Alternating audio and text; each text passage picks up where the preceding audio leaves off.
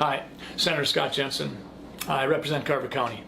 This is one of the most important videos I've made, and one of the hardest.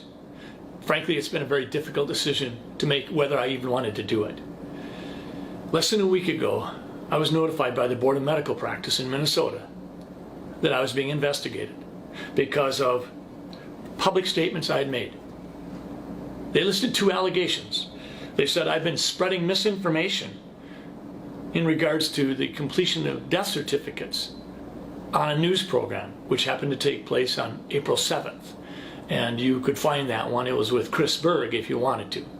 And the other allegation was that I provided reckless advice in my willingness to compare COVID-19 and the flu. When I got this letter, I was ticked.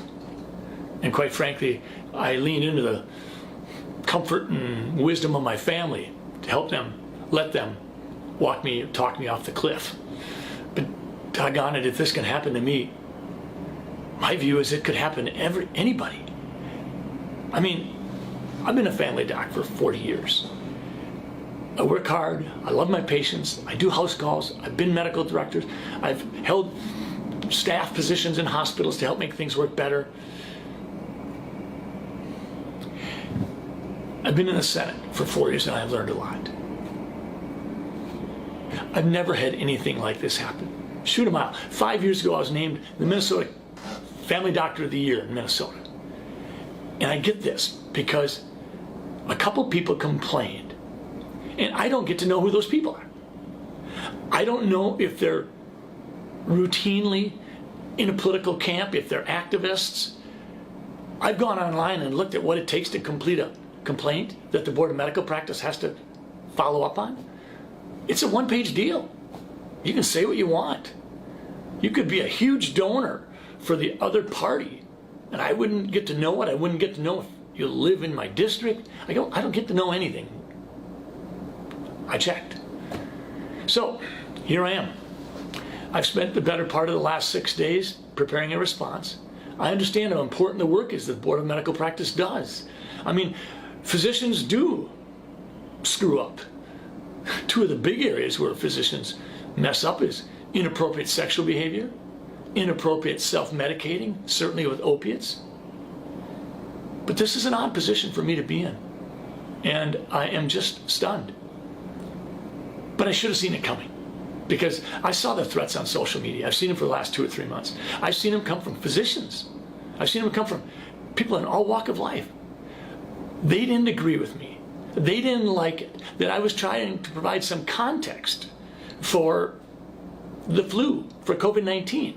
We've had some 35, 40,000 cases of COVID-19 in Minnesota thus far. According to the Department of Health people, that might translate into 10 times that many. And if it does translate into 10 times that many, that's 350,000 cases. But in 2018, we had more than 500,000 Minnesotans with the flu.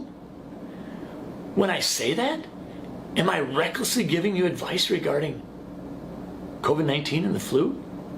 Dr. Anthony Fauci has come out and compared them all the time. Dr. Mike Osterholm has. In terms of the death certificates, on April 3rd, I got an email from the Department of Health that said very clearly that we should report COVID-19 on death certificates if it is assumed to have caused or contributed.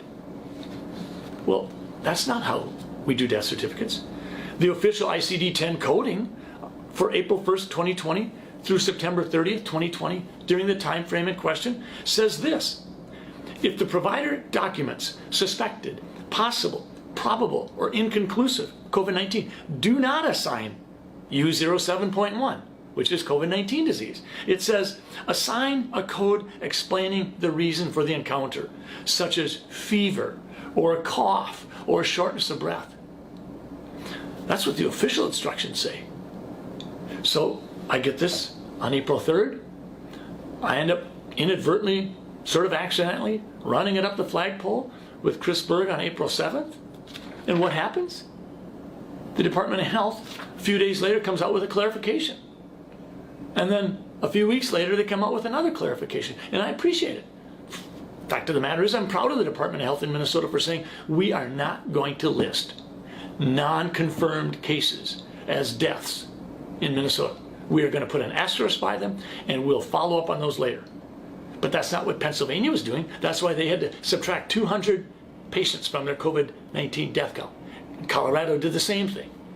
New York went the other direction.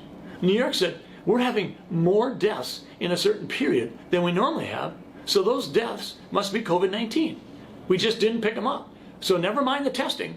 We're adding 3,700 to our total, and oh, well, that does increase our total by 50%.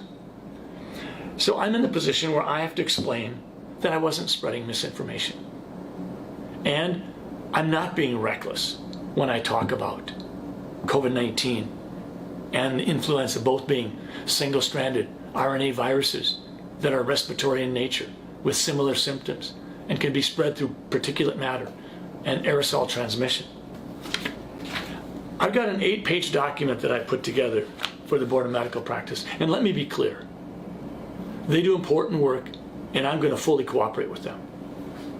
I also have some 70 pages of attachments, and in the attachments, I've got the Pennsylvania Department of Health slashing their numbers by 201. I've got the Department of Health in Illinois, where one of the directors says that just because we put COVID-19 down on the death certificate as cause of death, that doesn't mean the patient died of COVID-19. She said that. Dr. Fauci, when he talks about influenza, he was the lead article in this New England Journal article, and he said this: if one assumes that the number of asymptomatic or minimally symptomatic cases for COVID-19 is several times as high as the number of reported cases, the case fatality rate may be considerably less than 1%. This suggests that the overall clinical consequences of COVID-19 may ultimately be more akin to those of a severe seasonal influenza. That was Dr. Fauci. And, oh, by the way, one of the contributing authors was Dr. Robert Redfield, the head of the CDC. Dr. Osterholm is a well-regarded epidemiologist, and he was saying this in the middle of March. He said, the flu has become a pandemic more than once and has killed millions of people. It still exists today. Unfortunately, we now have on our hands something else, but it's caused by a coronavirus, which is acting very much like influenza. Folks, do I feel targeted? Yeah, I do. Do I know who my accusers are? No, I don't get to know. Could I be disciplined by the Board of Medical Practice? Well, sure I can. There's 2 allegations they're investigating.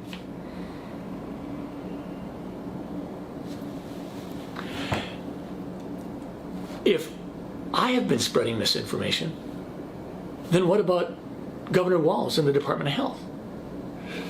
Right around March 1st, we had a Department of Health memo that talked about the purpose of, if you will, some of the measures that would be taken to dampen, delay, and decrease the peak, to allow the accumulation of PPE and make sure that our hospital capacities weren't being overwhelmed. In that memo, they say what effective measures are: cover your mouth, don't go out if you have cough or fever, avoid touching your face, your eyes, or mouth, cover your mouth if you cough, wash your hands frequently, minimize outings, socially distance. But what did they say were not effective measures?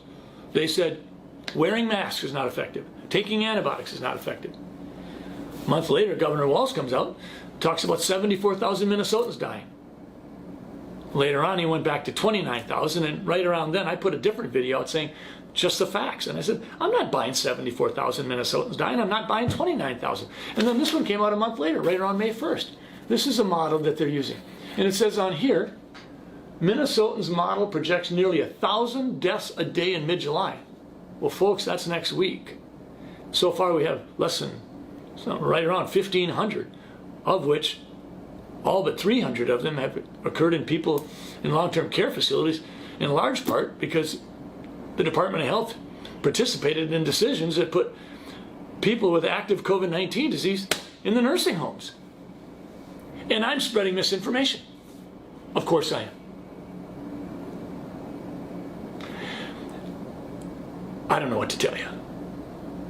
I just know this is wrong. We're in a bad place. My wife asked me the other day, Scott, why did 911 pull us together as Americans so much? And why is COVID-19 breaking us apart? I think physicians are part to blame. Scientists are. We've become so darn political. Physicians and scientists in the past are supposed to be above the fray. They're not. I have this odd set of hats I'm wearing because I'm the vice chair of the Health and Human Services Committee in the Senate, and I'm involved in policy discussions and involved in bills that deal with providing relief for COVID-19. And on the other hand, I've been a physician in the trenches for 35 years. So I try to connect the dots. I don't try to present myself to be something I'm not. I'm not an epidemiologist, but yes, I've taken epidemiology classes. I'm not an infectious disease doctor, but I take care of infectious disease every day. I just want to leave you with a couple of questions you could maybe ask yourself. Do we think it's okay for physicians to certify in death certificates that someone died of COVID-19, even if there was never a COVID-19 positive test obtained, even if there was never a COVID-19 test done, even if a COVID-19 test hadn't even been considered? And maybe the worst even if the family had no clue that the death certificate they received for their loved one was going to say COVID-19. What do we want to be doing there? In Minnesota, I think the Department of Health is taking care of business. Those are important questions. I'm sure there are naysayers out there that think that I'm getting exactly what I deserve. Fine. If it can happen to me, I think, frankly, that it could happen to anybody. It feels ugly. It feels like some of the people that disagree with me don't want to have a conversation. I've asked many of you to have conversations, and you've not been interested. So, reckless advice regarding comparisons between COVID-19 and the flu. Spreading misinformation because I cried foul when I received a memorandum from the Department of Health on April 3rd, which directed me to a CDC link, which says clearly that you could have a patient suffering from other medical problems, wheelchair bound, severe stroke within the preceding year or two, no COVID-19 test ever done or ordered,